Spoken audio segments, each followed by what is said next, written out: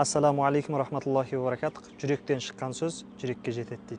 Кім бір мұсылман бауырының қажетін өтесе, Алла оның қажетін өтейді дейді. Өзімнің туған інімізді екеуміздің оқиғамыз, мектепке бір сумка ұстайтынбыз. Бір 7-ші класста ма, 6-ші класста ма сондай. Мен азанда оқимын, азанда бір полямыз бар.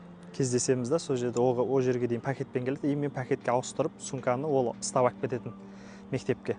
Сондай бір уақыттар болды. Қазір 10-15-20 сумка алуға ақшамыз бар, бірақ ол балалық шақты қайтара алмаймыз.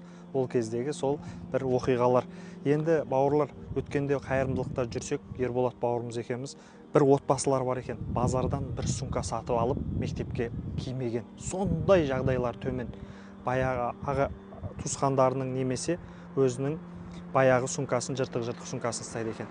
Енді міне оқу жылы жақындап келе жатыр. Біз 100 отбасыға сумка таратсақ па деген ниет бар.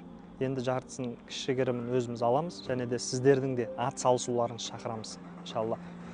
Бүлдіршіндеріміз аман болсын, ертең олар да өсіп, біз сияқты қайырымдылық жасайды. Алла разы болсын.